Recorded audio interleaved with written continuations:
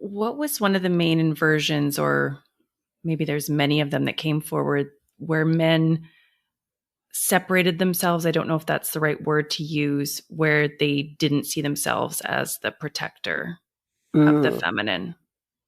okay. So when I look at history, and again, I read history differently now because of awareness around implants and who writes the history.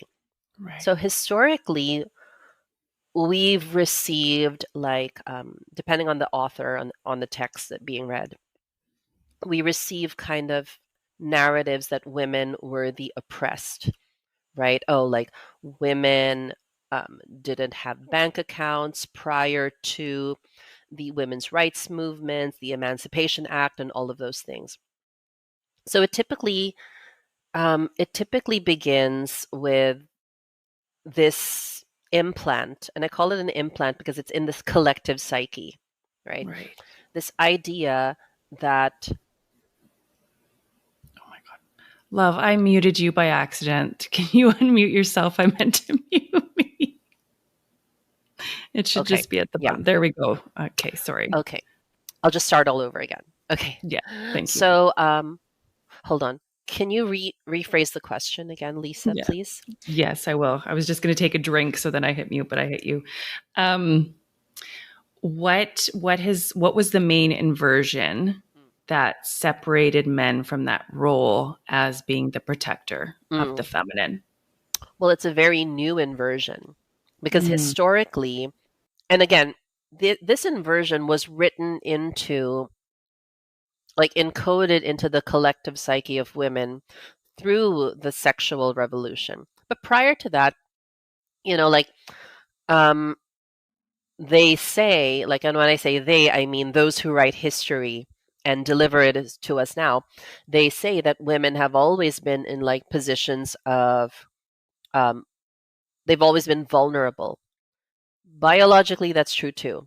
So I want to say, I will always go to, like, and my clients know this, to the biology of it, like of our nature as female.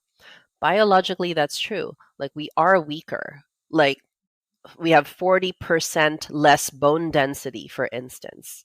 So this is why we can't do certain tasks that men can do, like be construction workers and work long hours driving trucks across state lines, right? These are things that now you see women doing because, we're so equal to the men. So the inversion started when we stopped acknowledging biological differences.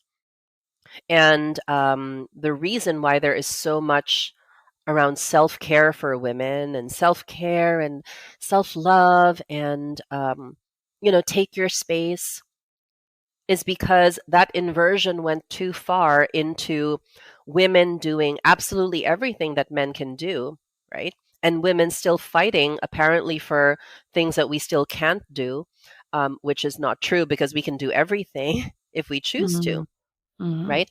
So it began when we started to see the visible proof that women were occupying traditionally male oriented spaces.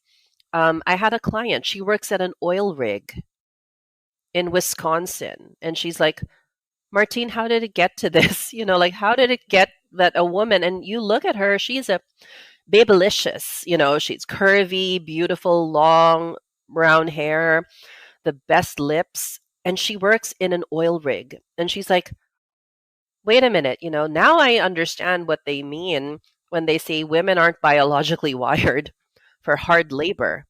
Because you're talking about, oh, we have made so much progress that women can now work in oil rigs. Like, she's living the life there. She's like, I'm trying to get out. I'm trying to tell my employer, like, I'm just realizing things about my health, about my body, about how she handles stress. Women handle stress very differently from men because we experience cortisol. We process cortisol in very different pathways. So she was telling me, Martine, I'm so grateful for your work, not because you're telling women to quit their jobs, but you're actually helping us think about the kind of jobs we're meant to do. And it's not working in an oil rig in Wisconsin from 5 p.m. to 5 a.m. on a night shift.